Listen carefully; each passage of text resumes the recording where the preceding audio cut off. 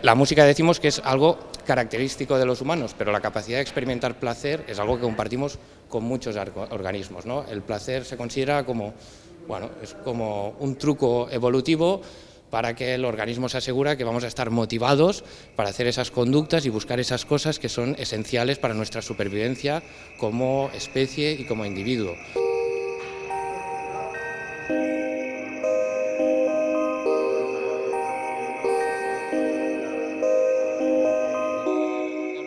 Esto será un estudio, vamos a hacer un pequeño estudio farmacológico, ¿vale?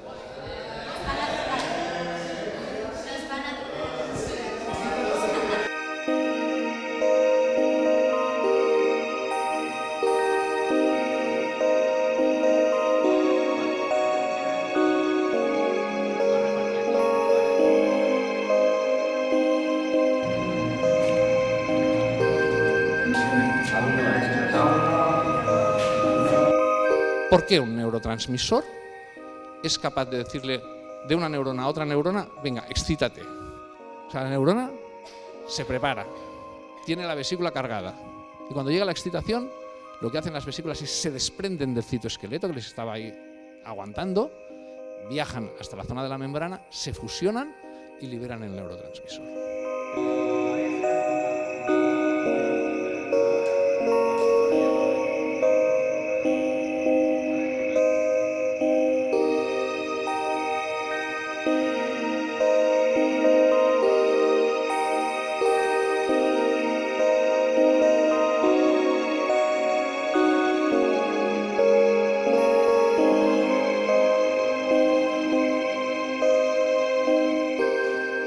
Queríamos preguntar todos qué es el fármaco, qué efecto tiene, qué hace.